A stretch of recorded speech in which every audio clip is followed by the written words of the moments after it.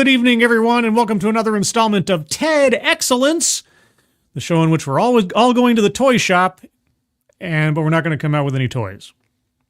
Or something. I don't know. I've been dealing with a migraine all afternoon.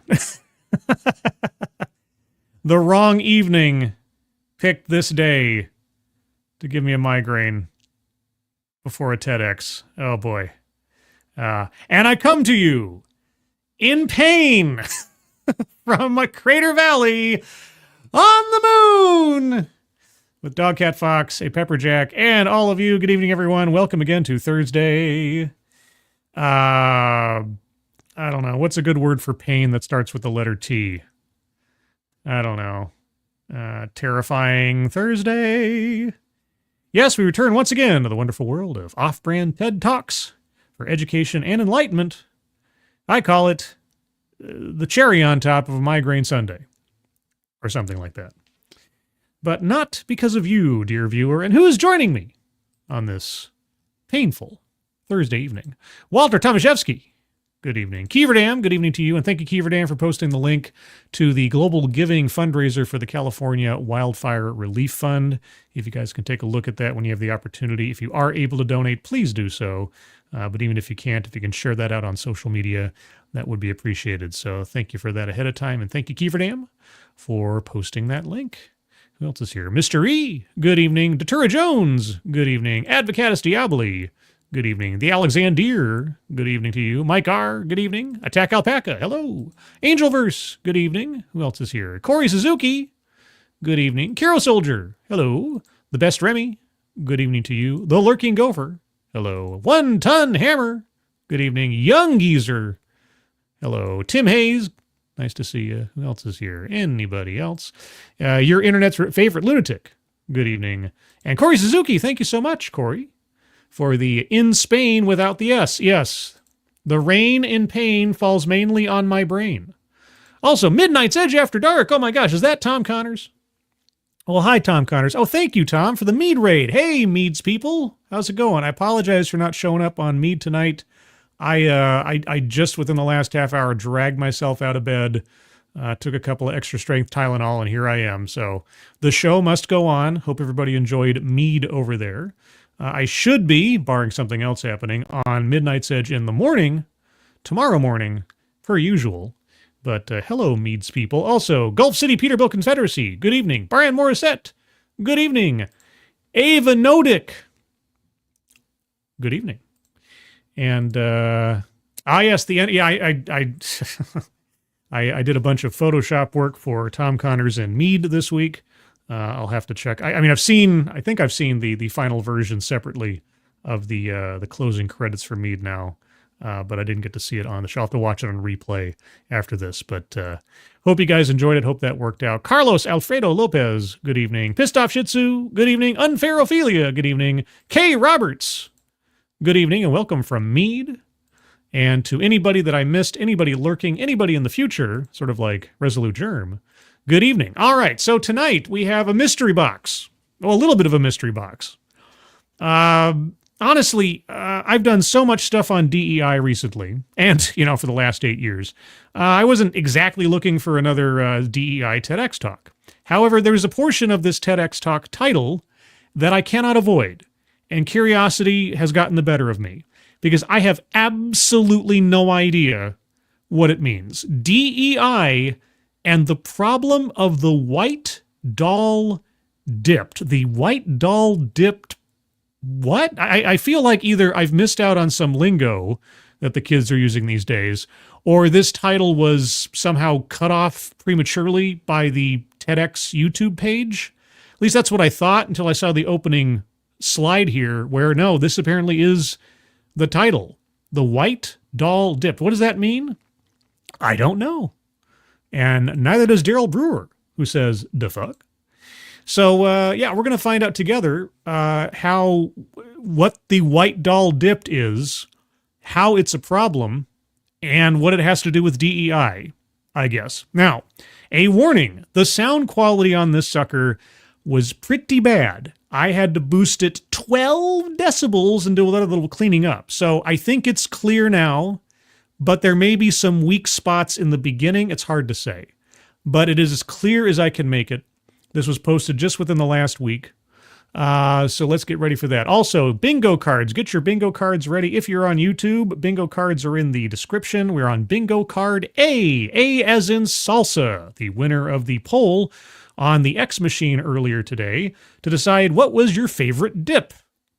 It was either salsa, ranch, or onion, and salsa won by a country mile. So get your bingo card A ready and follow along. I will cover the bingo card here in a moment. If you are new to the process, we keep an eye out and an ear out for certain elements of TEDx talks that are common enough now that we have a whole bingo card for them. Also, I have decided to make an executive decision. The square on the bingo card, microaggressions or unconscious bias, has come up recently as a potential revision or replacement. Haven't figured out what I want to do with that yet, but to avoid any future arguments on the square, either microaggressions or unconscious bias as concepts have to be a part of the speaker's presentation. It is not a reflection of our interpretation of the speaker's attitude. Okay, these have to be talking points within the presentation itself and not something we're assessing of the speaker's mind. Okay, now, the terms themselves don't necessarily have to be used. I will take arguments for an aggregate concept being pushed by the speaker in the course of the subject, but it has to be part of the presentation.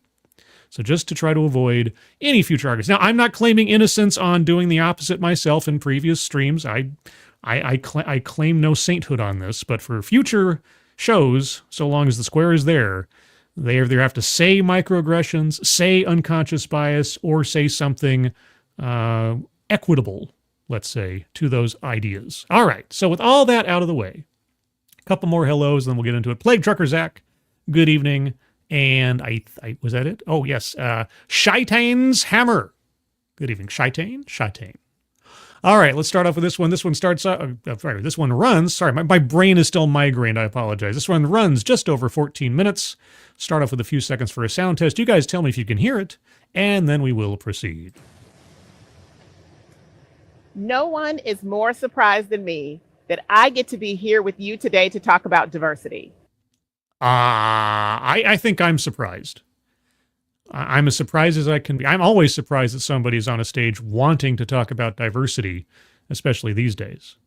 But, okay. Everybody hear that okay? Sounds good? Sounds good. Nice rhyme. Okay.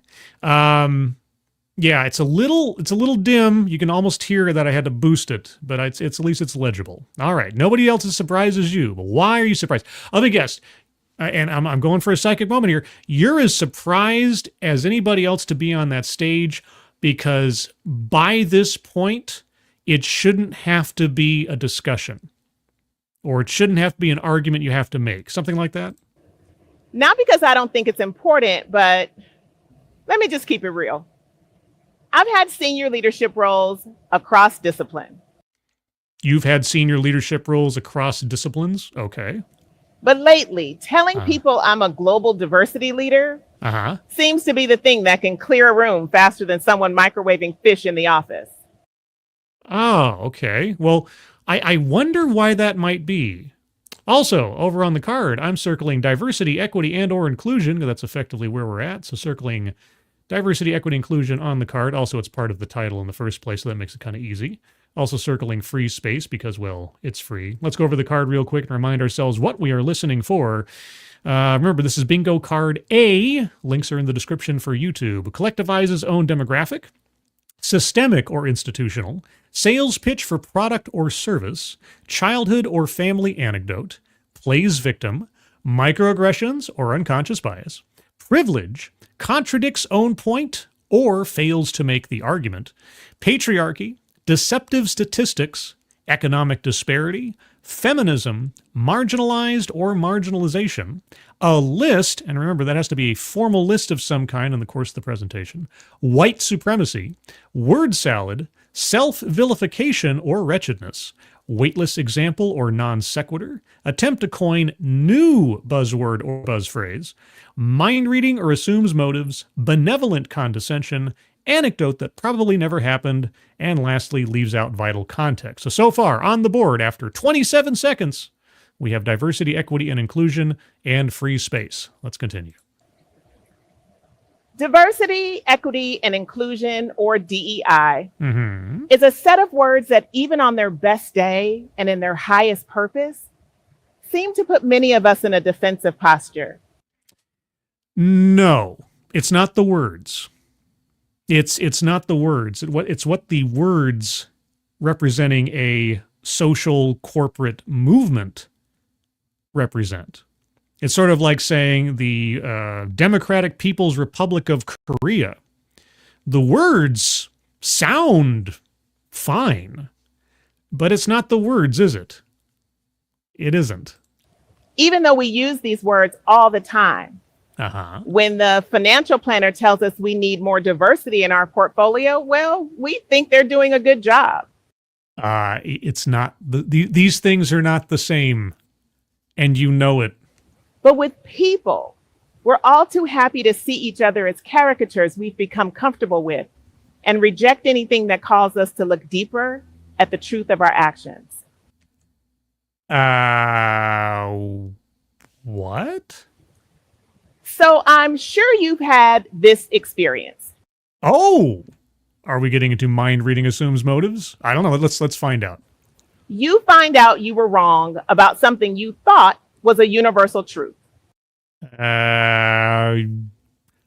You'd have to tell me, because the only universal truths I know are that The Hunt for Red October is the greatest movie ever made.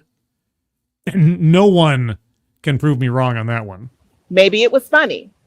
Where were you when you found out they don't call it soccer everywhere? What? Or that some people actually don't like chocolate. Okay. Now that one was a game changer. Okay. Does she actually have an audience? I wonder if she's like talking in front of an empty auditorium or something. Of course, they don't always mic the audience, so I don't know. But sometimes the shift in reality is more consequential. I remember the first time I had a realization like this. Okay. Let's set the scene. Please do. It was the mid-1970s, and I was young, 6 or 7. Oh, childhood or family anecdote. All right, circling that one on the board.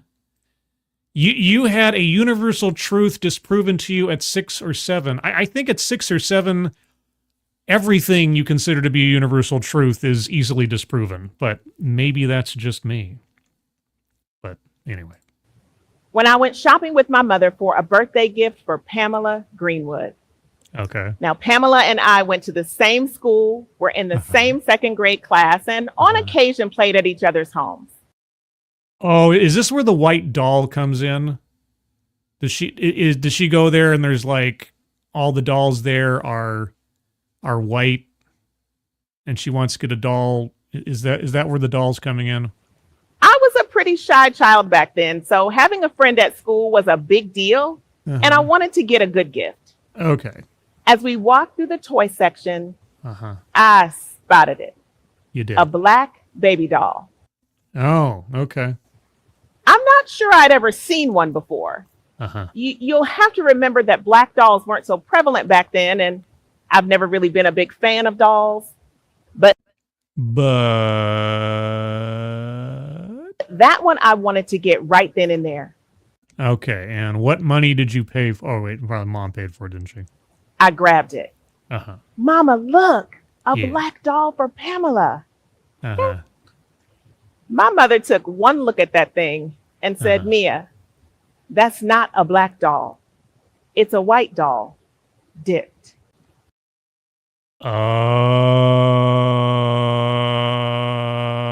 Okay. So it's what? Toy blackface?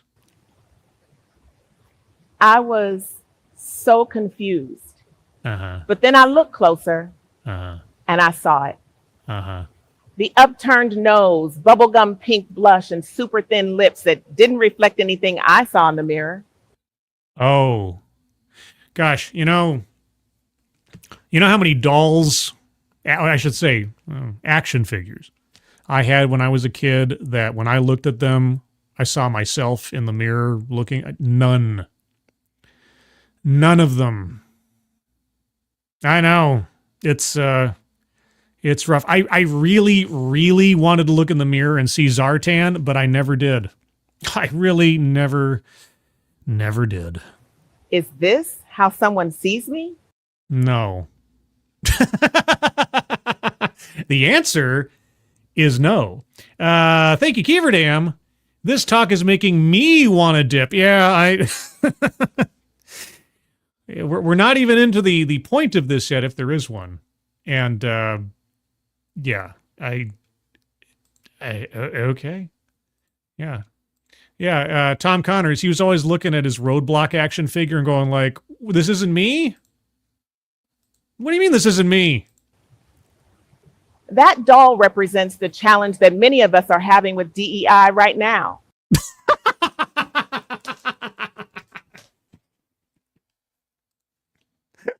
What?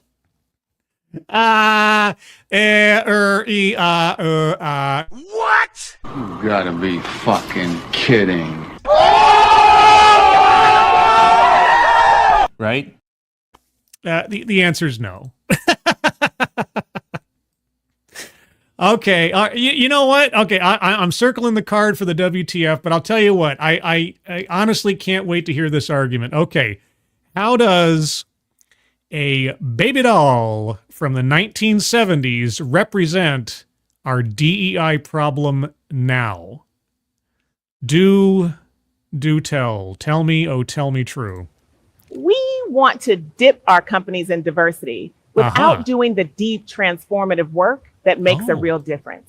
Oh, so what you're saying is that DEI is effectively a performative action that violates people's civil rights for the sake of pleasing corporate masters with an ESG agenda that think that DEI is going to right historical wrongs, when really all you're doing is just managing your window dressing to try to please people on a virtuous basis, without like instilling everybody in the company with an active and rampant philosophy of discrimination. Except that ultimately becomes the outgrowth of it, because even if you're fully in on DEI, that means you are for discrimination. And if you're not, you see it for the poison that it is, and then anybody that falls within the classical categories of a DEI hire thus becomes someone of suspicion that they're only there because of what they look like and not because of their skill, which as well foments a discrimination or a stereotype. And now, I think DEI does everything that you want it to do. I could be wrong, but go ahead. Some of our efforts have been so superficial that they haven't achieved change any deeper than the color on that doll. Well, let me tell you this. When you start off at any point in the hiring pipeline of deciding whether or not to bring somebody in on the basis of their appearance, whether it's at the front of the process or the back of the process, all you're focusing on is the appearance. All you're focusing on is the window dressing. Because then merit is likely a secondary, probably tertiary consideration at best.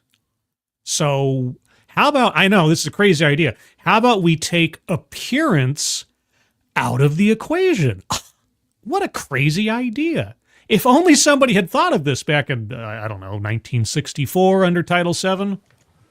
At a time when many companies' commitment to inclusion is fading away faster than my New Year's resolutions by February, we've still left so much unanswered. Like what? Are we really okay with the distance we have right now between who we say we are and how we actually show up? You're going to have to give us some examples of what you're talking about. What is it you would like companies to be doing in a not non-performative, but demonstrable and, dare I say, substantive fashion?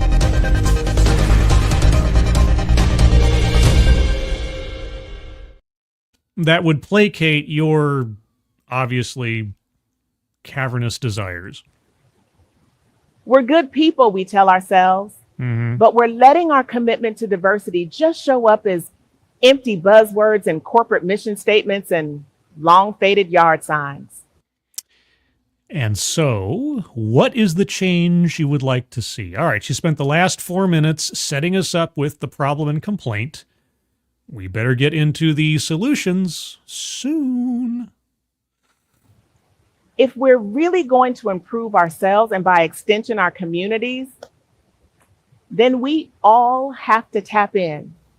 Because frankly, we haven't earned the right to put this initiative down yet.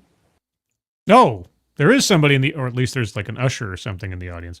Okay, well, what does that look like? What would you like to see happen? You know, aside from filtering people out on the basis of their race, their gender, their orientation, classically speaking, which is demonstrably illegal, but setting that aside from doing that, what do you need companies to do? You might think that the lesson my mother gave me in the store that day was harsh. There was a lesson your mother gave you? What? That for the sake of convenience in manufacturing, they dyed some dolls one color and other dolls another color rather than create a whole new model? It's a cheap doll. What do you want? That she could have just let me be happy. Let's get this doll, wrap it up, and get this birthday party over with. Sure. But she had to give me that truth. Uh-huh. And I think she knew that that first break in my vision would begin to shape my worldview and who knows, might lead to the career I have today. I'm going to make a prediction here. You're really not going to get any more specific on what a company should do. Because that would have been the perfect time to do it. Now you're revisiting an anecdote that was already laid out. But she taught me to act in truth. And that's what we have to do too. Okay, hold on. I'm being shouted at in the chat. Assassin of the Grey. Anecdote that never happened. The honey fool Chile dat doll be dipped is too perfect for this propaganda.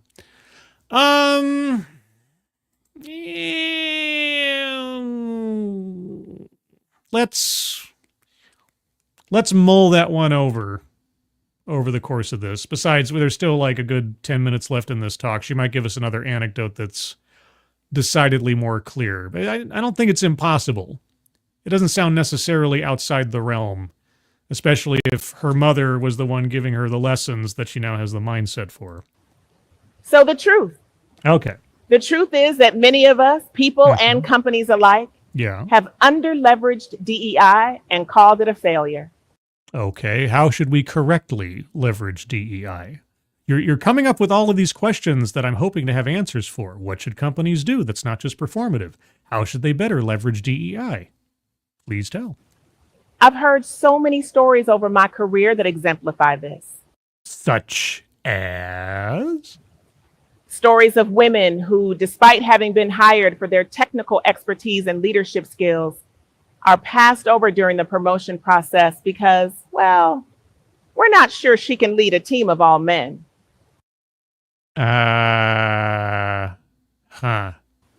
Veterans with the experience to keep our nation safe day in and day out, who have to justify their break in corporate service during the recruiting process.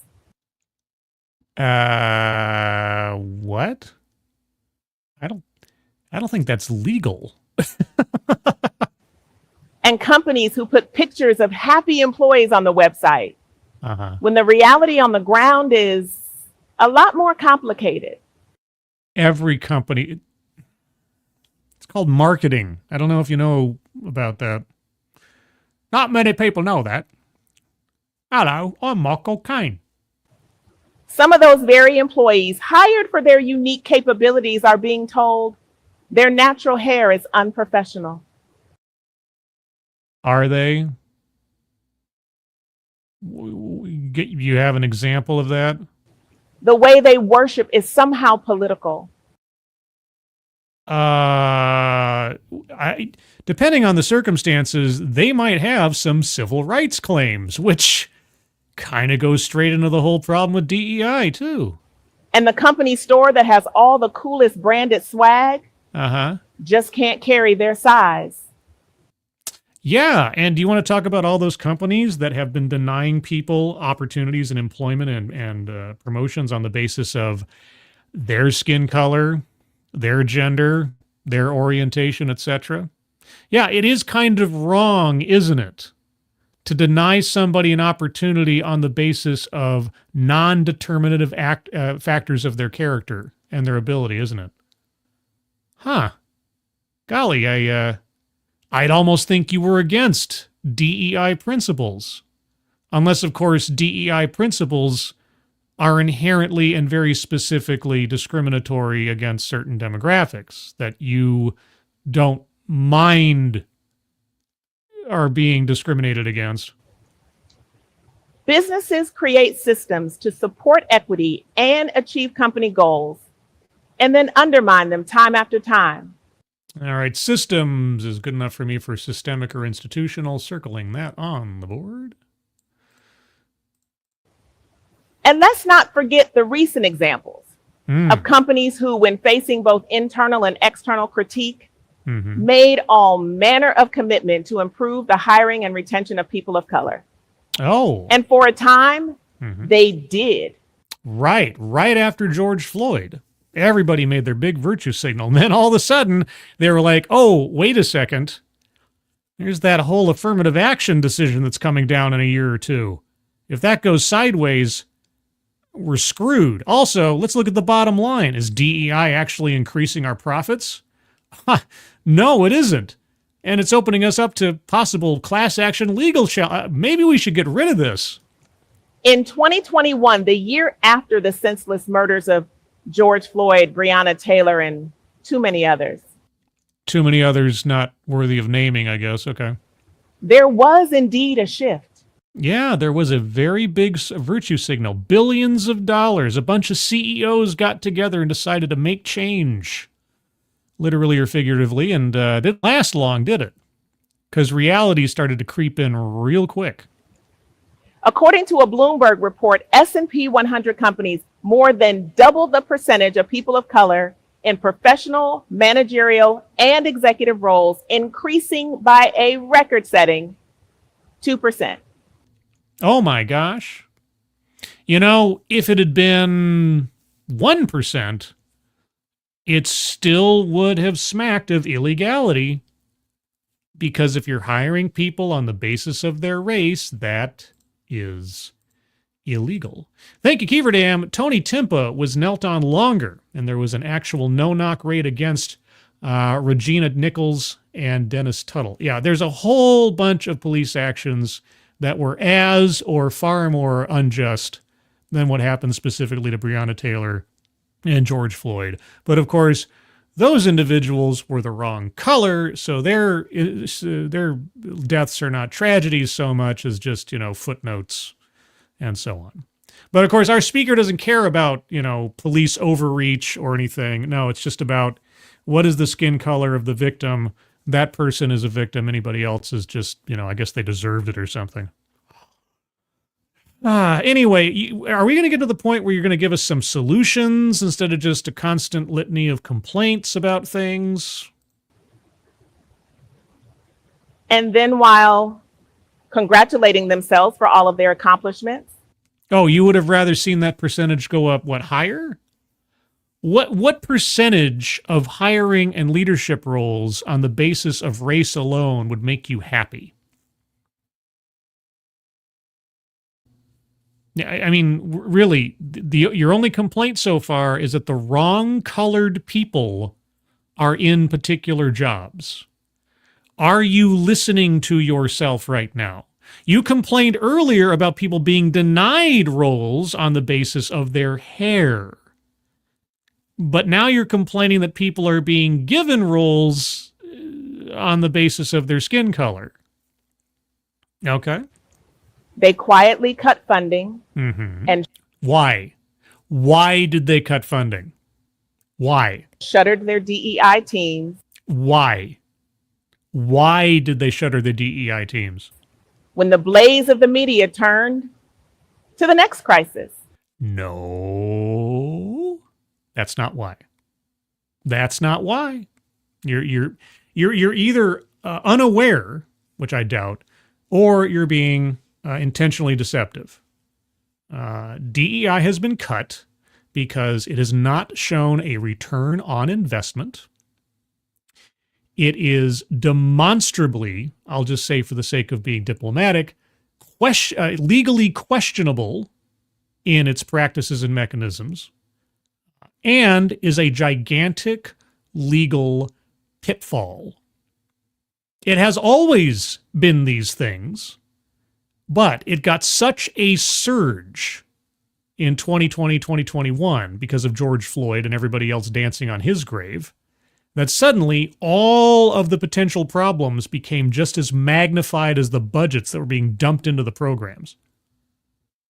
And everybody got legitimately scared about the fallout. And now, just in the last 6 months or a year or so, we've seen companies run away from DEI.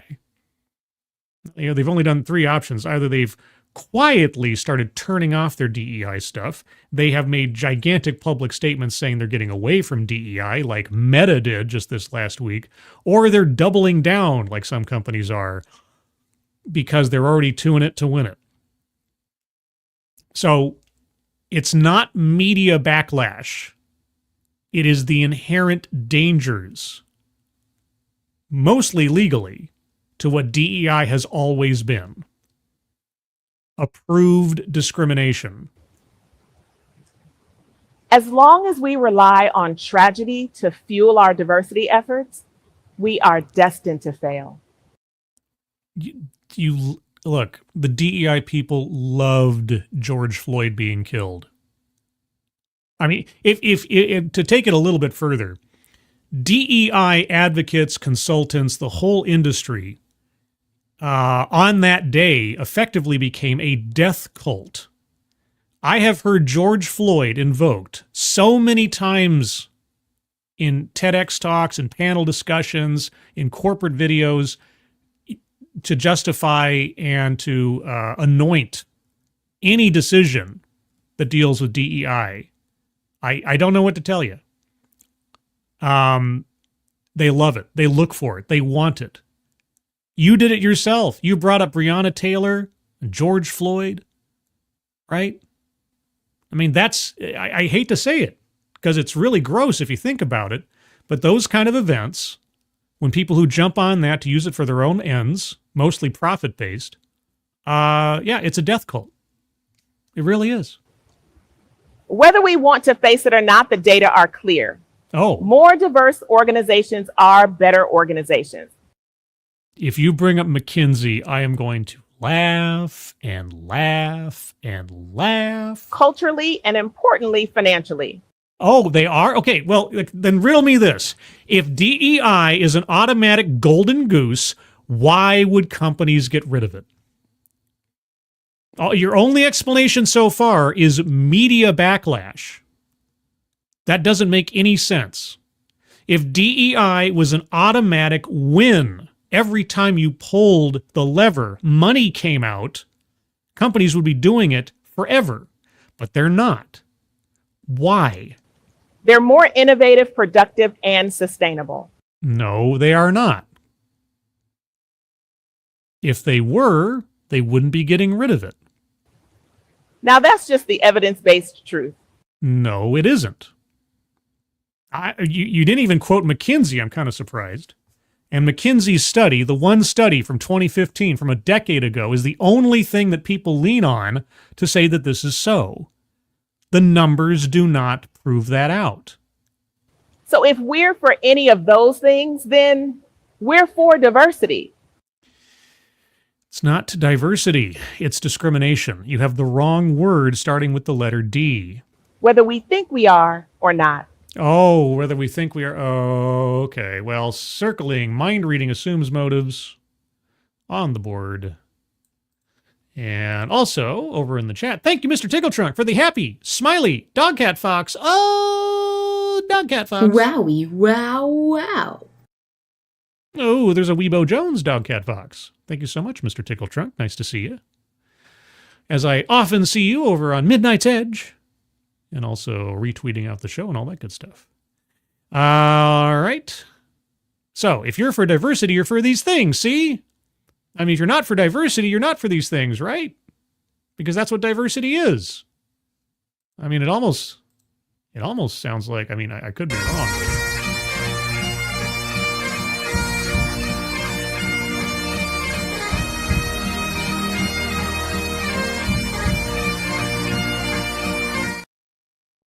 Was that too much? Was that too much of a reach? Oh, well. Our problem isn't diversity or the term DEI, though we are desperately trying to make it the culprit. No, the culprit is rampant discrimination. It's affirmative action in the workplace. Our problem is that we lack the collective fortitude to look ourselves in the mirror and tell ourselves that people who look, love, or pee differently than us aren't inherently inferior. You just complained that not enough of a percentage of the leadership in the S&P 100 or 500, whatever it was, were black, or people of color, I should say. Which means you value people and their place in society first and foremost on skin color. Or did I miss something there? You had a very sort of downbeat, regretful tone when you announced that only 2% of leadership had increased in people of color. I'm circling contradicts own point and or fails to make argument. So, and also collectivizes own demographic. Circling that one. Not sure she's... you know what? Even though I am going to make a mild exception here. Even though she didn't bring up numbers, her claim that companies are automatically and demonstrably more innovative, this, that, and the other if they have DEI, to me, that smacks of deceptive statistics going back to the McKinsey study and so on. So I'm going to circle that one. I'm happy to take arguments to the contrary if you think I'm reaching there. I sometimes hear people say that while they may not have gender or disability diversity on their team, they have diversity of thought. Yeah. Shouldn't that be the primary thing that you want on a team? Diversity of thought, you know, like a thought of Miranda Stone. Well, hello, Miranda Stone. You guys know about Miranda Stone.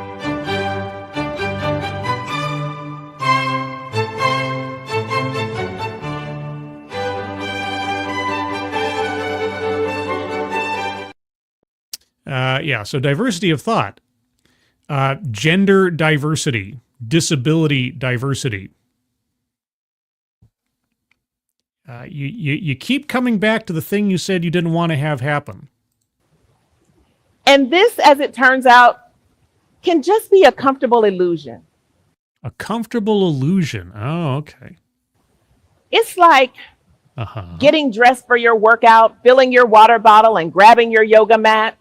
And never actually breaking a sweat. Okay, we are now 8 minutes and 25 seconds into a 14-minute and 25-second presentation, and we're coming back to the complaint of not doing enough or not taking the correct actions. I have been waiting since about 4 minutes in to hear what are the correct actions. What does she want to see companies doing that they are currently not or have lost the plot on? You have only a couple minutes left. Are we going to get to that part of the essay? And then ultimately wondering why we're not more fit. Diversity has so many proven positive outcomes. Okay. Prove it. But it gets tarnished by our inability to really engage with one another. Give me a success story. How those of you that are veterans of my channel, you know that you have heard me say this in one way, shape, or form countless times in the past.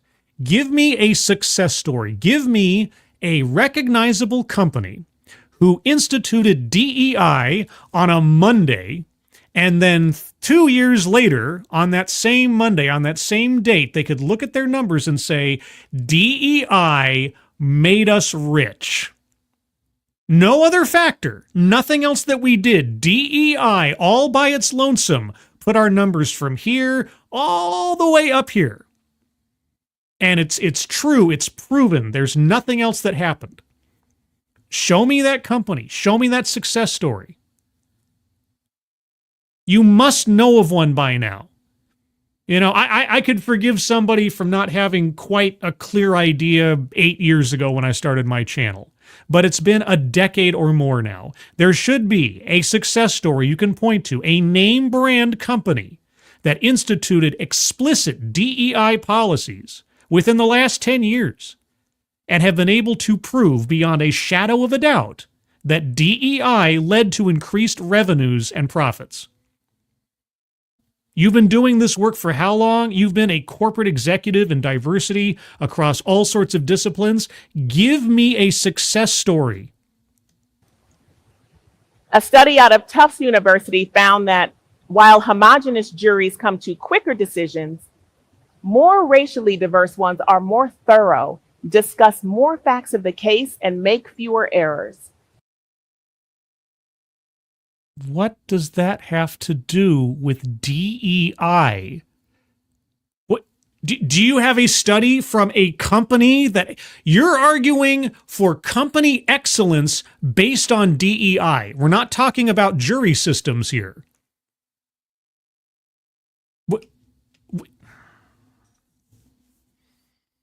And how do they assess more accurate decisions?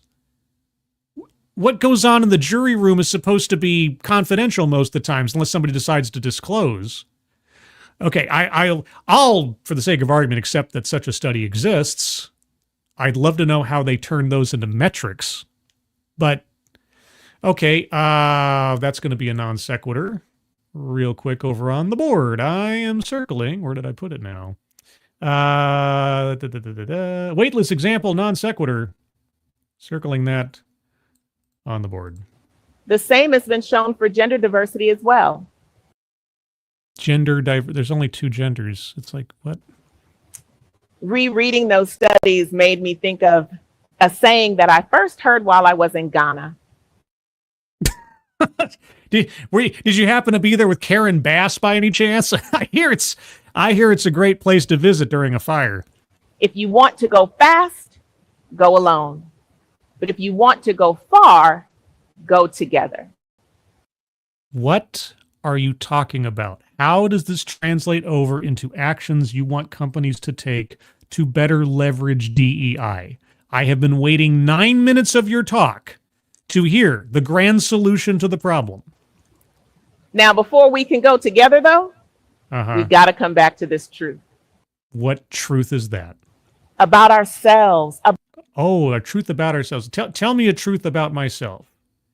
By all means. Aside from the fact that I'm really head sore right now, aside from that truth, what truth should I know?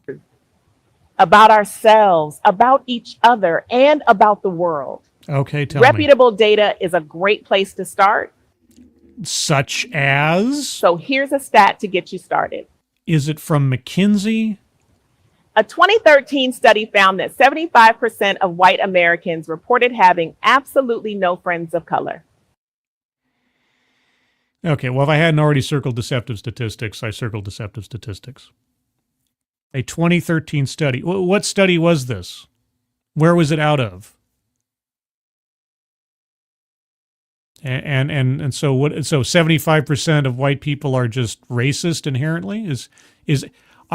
Am I going to be circling white supremacy here in a second? This in a nation where on the last census, over 40% of the population identified as a racial or ethnic minority. Identified as. Okay, so white people are just inherently racist, then, is what you're saying. I mean, you might as well just say it. Are you going to be that blunt about it? Now, before any of us are tempted to think, oh, well, I've got plenty of fill in the blank friends. Yeah, which would completely disprove your argument because it's on a person-by-person basis. But anyway, yeah. Let's be sure they would call us a friend, too. Oh, well, obviously they wouldn't because, I mean, I'm white, so I'm just kind of a glorified acquaintance, which doesn't also imply some kind of inherent racism. Or I don't know. What are you getting at? If you're counting your Muslim college roommate from 20 years ago who you only see at reunions, or the neighbor who's a double amputee who you wave at occasionally. Well, if I hadn't already circled mind reading assumes motives, I would have, but I'm also now going to circle benevolent condescension. Because obviously, if you're white, anybody you'd bring up as a friend because you have to, you know, prove your virtue by listing off how many people that aren't white or apparently aren't fully limbed or something. When did the double amputee thing come in? I don't understand. Also, Poker Pierce coming in with that is a deep cut. That is a deep Lords of the Night cut that I will not explain. Because those of you that know, you know. Thank you, Poker Pierce, very much. And your daughter wants interviewed for her middle school project entitled Someone Who Inspires Me. And they used Martin Luther King Jr. You might just have your friendships dipped. You may not be seeing them as they really are. Right. You're really just a racist. You just don't want to admit it. Why don't you come out and say it? 75% of white people in America are inherently racist. All right. Well, now that you've made this obviously insightful accusation of people simply on the basis of their skin color, which in itself isn't racist or anything, what does that have to do with better leveraging DEI in corporations? Now, why the focus on friendships? Because that makes it some kind of moral failing you can create a straw man for? Because forming genuine relationships with people who are different from you allows you to see through to the traits and behaviors that make good friends and colleagues and societies. You know what? Every friend I have is different from me. I know. It's a crazy thing. You know, when you get past surface level characteristics, which you apparently can't or don't want to do, you notice how every person is an individual. Right? I mean, I don't know how to tell. I know this is a crazy idea. But you can't seem to make up your mind. Do you want people to or not to dwell on surface level, non-determinative characteristics, yes or no? You rail against the idea that someone would be denied an opportunity on the basis of their hair, and yet you're willing to completely paint with the widest brush an entire racial demographic, the idea that they're inherently racist or anti-amputee or something. I don't know. And I have indeed found this maxim to be true. Oh boy, guys, here we go. This maxim. You know, the men's magazine. Oh wait, remember Maxim? Remember the magazine covers of Maxim? I think I got a copy in here somewhere from a long time ago. Oh boy, those were the days. I wonder, is Maxim still around these days? I don't even know. It's probably been protested down to oblivion or something. It's hard to hate each other up close. I've met some people once I've gotten to know them as individuals that I didn't particularly like. And it really doesn't matter what they look like. It all depends on what they do. Additionally, we can't normalize having a Latina as a leader. We can't? Oh, is this leading up to something like unless? Is there an unless coming? Thank you, Jeff C. Appreciate it. When you're a male feminist and your feminist wife leaves you and you're accused of sexual assault, make good art. Neil Gaiman on his next TED Talk. Yeah. Oh, man. Oh, poor Neil. Poor Neil. I mean, on the one hand, I'm like, these are just accusations and they're awfully bizarre accusations. Let's, innocent until proven guilty. At the same time, his response to it has been kind of, So it's hard to say. This is the thing that I always, especially after the Me Too stuff, even if there's somebody as a celebrity or otherwise, I'm either don't know that much about, not a fan of or anything, you gotta hold off with a grain of salt on some of these things until there's some proof offered up. Like Aziz Ansari got raked over the coals, left, right, and center for something that he didn't do. Right? Declared male feminist, and he got absolutely dunked on the basis of nothing. So Neil Gaiman, while I'm no fan of preachy, self-righteous male feminists and so on, and there seems to be a large proportion of such individuals that end up provably being creeps. Yeah, but it's not looking good for old Neil, because this is not like this is the first time he's had these things levied against him before. So I don't want to say the preponderance of accusations thus equals guilt, but just on the optic side of things, yeah, Neil's not in a good spot. And especially his sponsors and partners, corporate and otherwise, have already made their calls. So I guess we shall see. Just another day in Hollywood. If we don't first normalize seeing her as smart. What do you mean we? Who are you talking about when you say we? Who are you assuming sees a Latina and thus assumes immediately, without any other interaction, that she's unintelligent? I think you're projecting. Of course, you are in a theater. And true friendships can do that. The truth is also that most of us want a world and have our children inherit one where our most intractable problems like poverty, war, and disease have been solved. They never will be.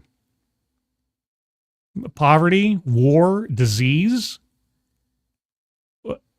Sure, yeah. I mean, if somebody's got a magic wand, by all means, wave it and get rid of these things. Imagine a world. I can imagine a world like that, I suppose. It'd be kind of Star Trek in a way, but even Star Trek has war and poverty and disease. Thanks, Deep Space Nine. Well, if that's so, then protesting about which pronouns the kid who sits next to our kid in class uses doesn't serve this purpose. Compelled speech. Denial of objective reality. These are not plus factors to society. I don't know if you know that. I'm doing a lot of Michael Caine here. An estimated 40% of Americans will be diagnosed with cancer in their lifetime. Yeah. My father recently having been one of them, yeah. Now, if that's you or someone you love, I guarantee you want the cure. Sure. It ain't coming. Not in time for my father, anyway. No matter whether he, she, or they came up with it. You're right. So wouldn't it be nice if we could just all dispel our assessments of people's value on the basis of irrelevant factors of their physical makeup? And yet you were the one complaining that not enough people of color by percentile were hired after George Floyd died. So I'm challenging each of us to come up with the actual solutions to the problems you've been complaining about for the last 11 minutes? to be honest with ourselves. Okay, all right. I've wondered often how that doll ever made it on a shelf. Because, really? Why? Who was the decision maker and whose voices weren't heard in the process? What? What? You know, no, here's an idea. Okay. You said this happened back in what, the 70s? Okay. Where are we now? You know, things change, right? You know that a lot of things have changed since the mid-1970s. What does that same doll or its equivalent look like today?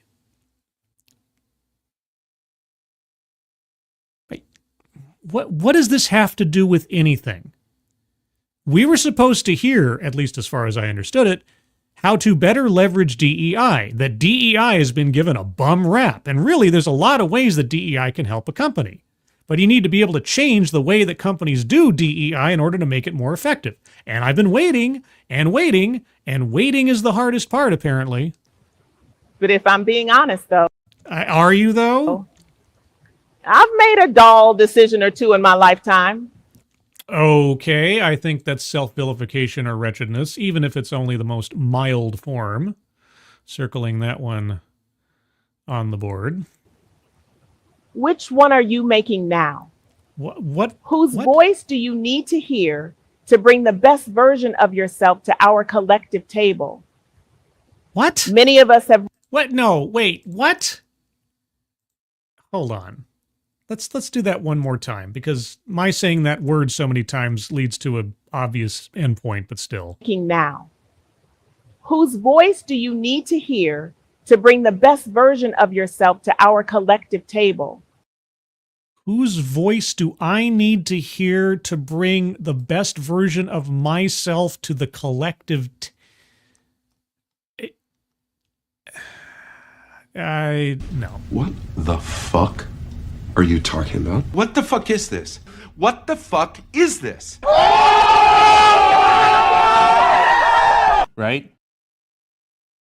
I mean, my only conclusion can be it has to be somebody who is of color. Right? I have to assess the value of someone's voice based on their appearance in order to make me a better person, because I'm obviously flawed for not having sound come out of a particularly shaded throat. Is that the... I don't know what other conclusion to come to. Many of us have read books and articles about diversity. Oh boy, howdy have I ever. But how have we actually changed? How have we actually... Well, I've become far more knowledgeable, as I think can be demonstrated throughout this talk and several others, about the ins, outs, whys, and wherefores of the diversity argument and its inherent failings. So, in that sense, I've changed by expanding my knowledge base. But, I mean, that's just me. Did you listen to that podcast with someone else in mind instead of you? What? Mm. What? Did I listen to that podcast with someone else in mind instead of me? What do you... I'm listening to you. I'm willingly doing so. I don't even know now. Mr. Tickletrunk, thank you so much. TEDx, 10 years of DEI sales pitches. Good brief. I know. And they're no more convincing now than they were in 2016. It's amazing.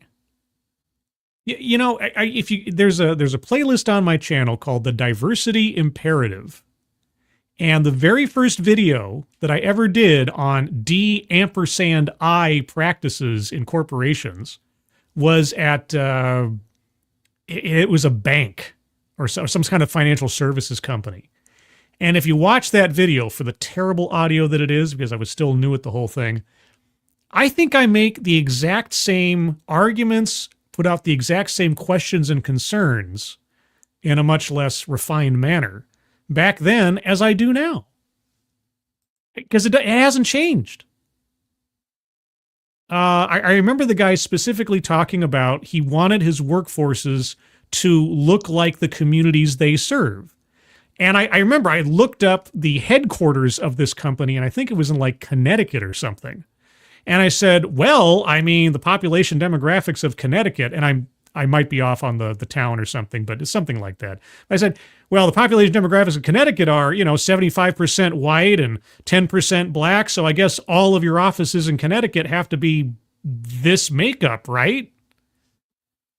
If that's how you're going to assess what's a correct workforce. But then if you did that, you'd kind of be running into employment law, wouldn't you?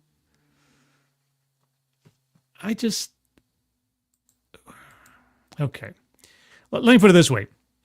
If our speaker represents a career-long diversity executive, and she's on a stage with no impediments whatsoever to what she has to say or how she wants to make the case, that she's here to argue for DEI's necessity and effectiveness, and this is the best she can do, I think we have plenty of evidence as to why DEI isn't working. How have we actually changed? Did you listen to that podcast with someone else in mind instead of you? Shelley really needs to hear this. What? Some of us need the gift of truth my mother gave me in the store that day. The truth. That in order to save on money, a doll company dyed a singular doll model one color versus another to placate a percentage of the market. Yeah, no, it was cheap and lazy. I won't deny you that. And so what about dolls today? But our news echo chambers and predictable social media feeds are the very enemy of this truth. No, if you mean this truth being DEI, yes, an open marketplace of ideas where people can actually discuss these things instead of being siloed with them and put into like effective re-education camps in corporate America. Yeah, no, it's an enemy of that truth, that's for sure. So too are the things we were taught as truths long ago that we've never re-examined. Like, what should a doll made in the image of a Black girl look like? The 1970s are not today. What does an equitable, you like that word, equitable doll look like in 2024, which I assume this is when this was filmed? Or just the 2020s? Now, you might have different or even deeper truths to examine. I don't know. You would have to tell me what truths I have to examine. But my point is, you'll know you're getting somewhere when you're downright uncomfortable. Oh, right. I have to sit in my discomfort because that means I'm actually changing.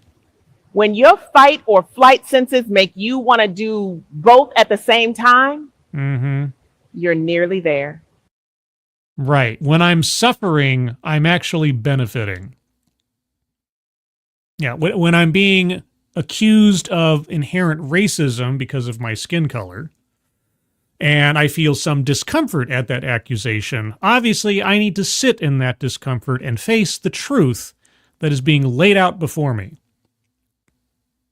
It's not that I'm being disparaged for something that has absolutely no say in who I am, simply a factor of what I am. And of course, if the same were done to our speaker, it would be a hate crime. But never mind that. I do want you to take heart, though, in knowing that just today I looked it up. No one has yet died of discomfort. No one has died of... you ever hear of an anxiety attack leading into a heart attack? No one has died of discomfort. Well, I guess it depends on the degree of discomfort we're talking about. Because, I mean, if I torture somebody and they die, it might be the case. We'll be okay. You know, I'm really uncomfortable starving. I wish somebody would feed me. To misquote a popular movie line, Oh, by all means, I love misquoting popular movies. we can handle the truth. What? Someone I love very much Uh-huh. tells me from time to time, I'm not even going to say who. Okay. I can help you feel better or I Mhm. can help you be better, Mhm. but I can't do both. Why not? Why can't one come along for the ride with the other? That seems like that doesn't seem very, very nice. So in the end, I hope two things. Two things. Well, that's a list. A long time getting there, but that's a list. I don't know what to tell you. All right. Two things. Are any of them suggested solutions to your proclaimed complaints? I hope that Pamela eventually got a black baby doll.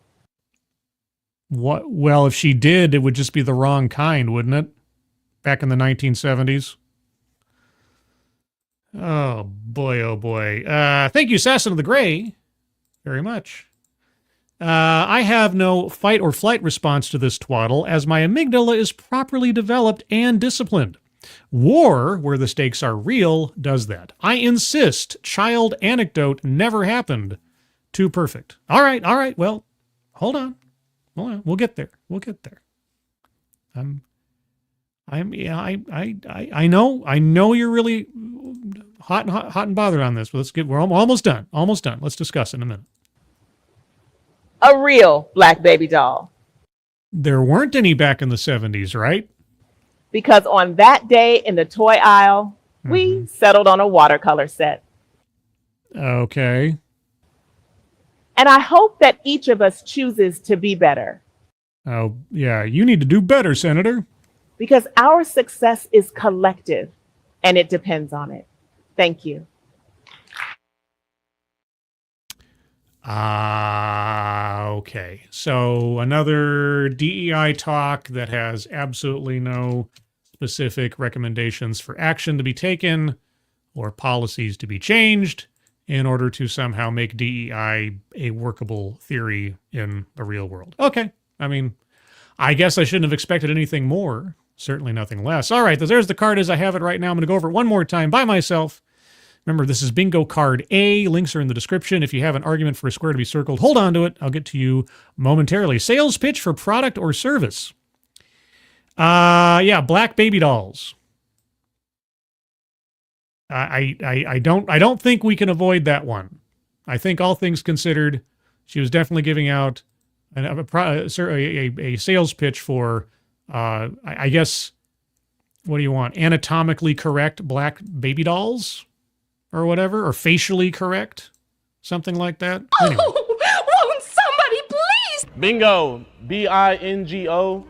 Okay! Right? Got that one. Next, plays victim. Boy, howdy. I mean, in the course of her talk with her mother, telling her an uncomfortable truth and how the wrong people were hired or not hired and so on. Okay, microaggressions or unconscious bias.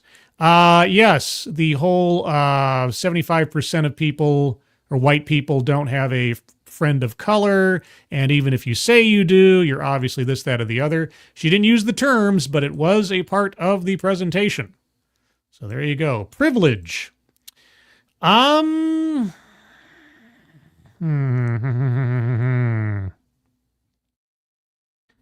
mean, by implication, in hiring and opportunities and such, privilege, white privilege specifically, was heavily alluded to, let's just say. Patriarchy. Funnily enough, she never brought up a gender argument as far as I know, or at least not when dealing with patriarchy. Economic disparity.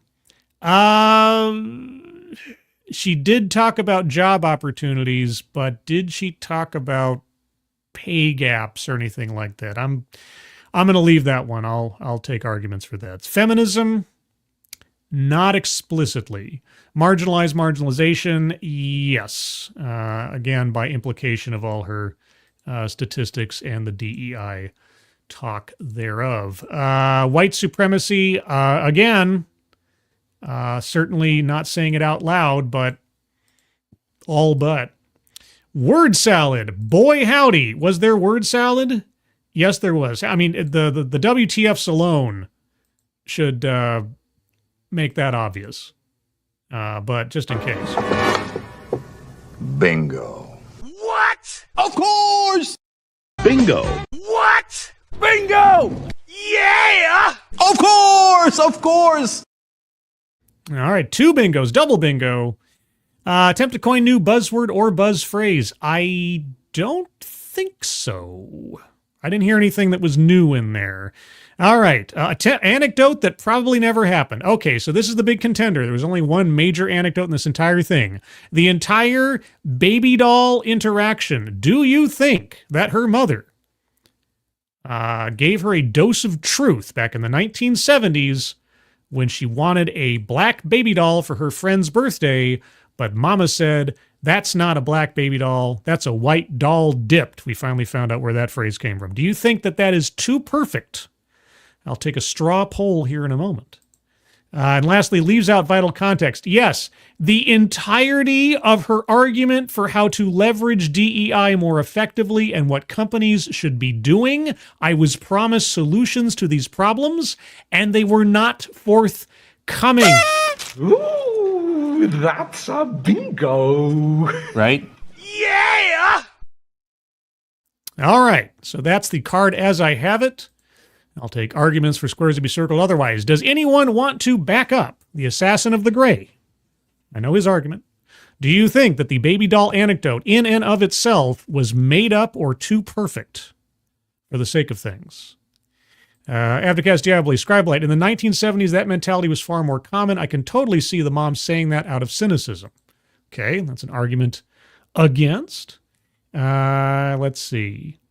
Your internet's favorite lunatic. I believe she thinks it was real, but I know better. Okay, all right. Blitz Zero says, I side with Assassin the Gray. Oh my gosh. We're gonna have a fight here. We're gonna have a fight here. Internet's favorite lunatic. Doll story was fake, says Luna. Okay. Mr. Drunk. White dolls alone were enough to say she talked about privilege. That's true. True enough. Also, hello, Toot Sweet and Morgan King. I didn't already say hello. I don't think I did. Let's see. Alice Morgan. Hi, Alice Morgan. How you doing? Let's see. Angelverse. I don't know if it actually happened, but it sounds a little too perfect. Okay, the reason that I'm hedging on it being true, or at least true enough, is that bizarre phrase, white doll dipped. That just sounds like something that, you know, a mom would say in the 1970s. I don't know why that is. I don't know. Adabisi, howdy from the Philippines on my extended break, scribe and chat. Well, hello, Adabisi. Nice to see you. I hope you're having, I hope your time in the Philippines is there on fun stuff. If you're working, at least you're having fun in the Philippines. All the way from the Philippines. Oh my gosh. You know, I think, aside from, I think that's the first time. I don't know what the currency is in the Philippines. I don't know what it's called, but I think it's the first time I've ever had a super chat from the Philippines. So you've broken new ground. Let's see. Angelverse. I'm just very skeptical of TEDx presenters, as you should be. As you should be. Mr. E. Nah, most baby dolls then didn't look like actual babies anyway. Coloring them was just basic form. Never heard of that phrase. We would have by now. Oh my gosh. Technically, they'd all be dipped. That's true too, says Baden Hill. Scribe, given her profession, I can see her mom throwing her own neurosis on her kid by saying lots of things like that to her as a kid. That's what I was thinking. Fake and perfect like a doll. Oh boy, this is a tough one. It's not a bingo square, so it's not like the end of the world one way or the other, but I don't know. It just, Is it too perfect? I will say this. Okay, I'm going to lean just a bit over into Assassin of the Greys territory. There may be some truth to it, but at this point it sounds a bit massaged for meaning, if you know what I mean. So I get where he's coming from, but split the difference in favor of, to err on the side of caution. Anecdote that probably never happened. I'll circle that one. All right. Any arguments for the remaining 4 squares? These are going to be uphill battles, guys, because these are all bingo squares, double bingo squares in most cases. So if you've got an argument for patriarchy, feminism, economic disparity, or attempt to coin new buzzword or buzz phrase, it had better be good. I'll give you a couple of minutes here. Mr. Cohn, sounds too embellished. Yeah, that pushes me just over the line. Just a smidge. Just enough. I think there may be a grain of truth to it. I think that interaction may have happened in some way, but Kay Roberts, mom just needed an excuse to not spend money on a doll. That's also possible. Because dolls are usually pretty expensive, depending on. Mike R., the part about women being kept out of upper management because of their leadership skills. Oh, you are correct. Oh my gosh, I'm pulling an Ed McMahon here. You are correct, sir. That's right. That's right. Bingo. What? Bingo! Yeah! Of course! I had a dog, and his name was... What? I had a dog, and his name was... Bingo! Of course! Oh my gosh, double bingo. 3 squares left. Feminism, economic disparity, or attempt to coin new buzzword buzzways. Blitz Zero, I wish I could remember anything to do with economic disparity. Ended up disassociating in certain places because she's so damn boring. Yeah, I mean, she talked about differentials in hiring. And I've already used that for deceptive statistics and some other things. But so I really need something that was markedly dealing with pay gaps or some kind of wealth gap, something like that. I didn't hear anything that explicit. So at least as far as I can tell, unless somebody heard something else or I missed something, it's entirely possible. Buzzword, buzz phrase, I don't think we're going to get there no matter what, because nothing she said was anything particularly new. And then feminism, like I say, I could see the patriarchy argument, but feminism itself, Luna, black dyes would make it more expensive and would have to be water-based, therefore requiring a top coat to prevent the color from running. Luna knows paint. Like Bono's baseball. Okay, and Mr. Tickle Truck, are you guys like Warhammer 40K freaks by any chance? Black dyes are actually the dark blue mostly. If they were to dip the dolls, it would be in some kind of staining liquid. You know, you and Luna should get together and talk paint sometime. You should start a podcast. Pod Bucket. Found, hello. Isn't black doll dipped a buzz phrase? Or the white doll?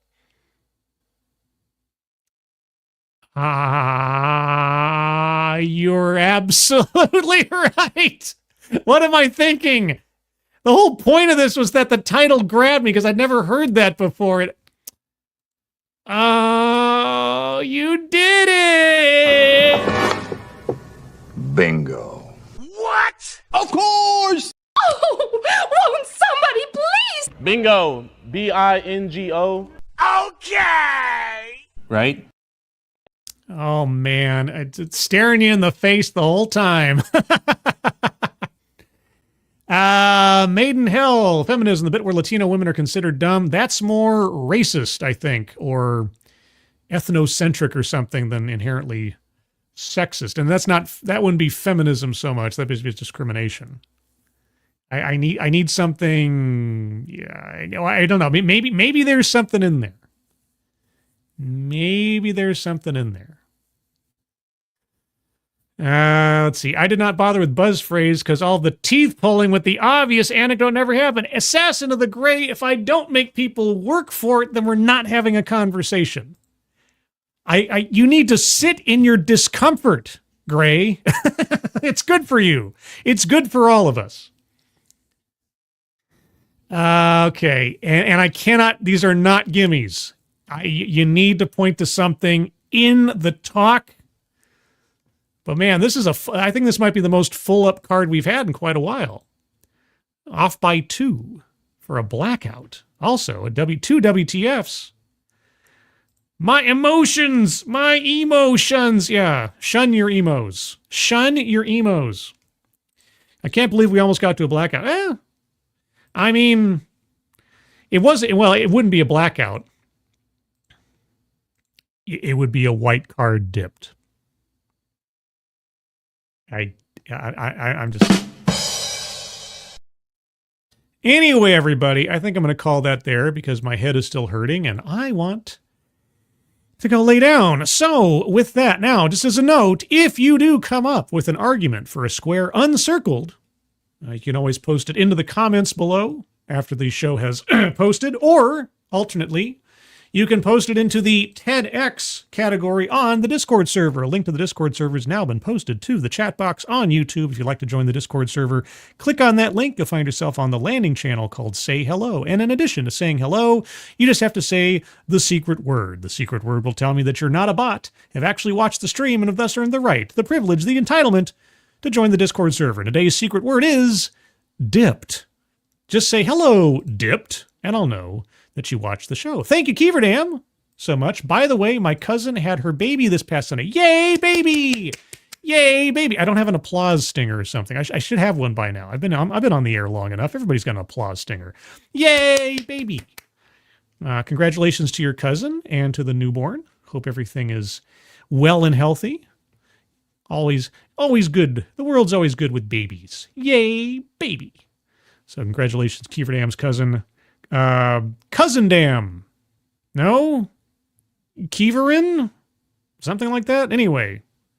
Keever cousin. Cousin Dam. I like Cousin Dam. Cousin Dam. Anyway, everyone, thank you for joining me tonight. Moderators, thank you for keeping an eye on things, even though everyone here is so well behaved, you have very, very little to do. Everybody who donated, either to myself or to the global giving link at the top of the chat box for the wildfire relief, thank you guys so much for your generosity. Very much appreciate it. A couple of programming notes. I am currently tentatively scheduled to appear tomorrow afternoon, Friday afternoon, on the Culture Casino afternoon show, where apparently I'm going to be interviewed somehow, in some way. I don't even know what to expect. I've pointedly, and I know this sounds weird, I've pointedly avoided watching his previous interview shows because apparently he asked the same 3 questions of all his guests, and I don't want to have it spoiled for me. So I will find out along with you tomorrow. I don't have a time yet. He still hasn't gotten back to me on the time. I'm sure I'll find out. Maybe I'll know tomorrow on Midnight's Edge in the morning.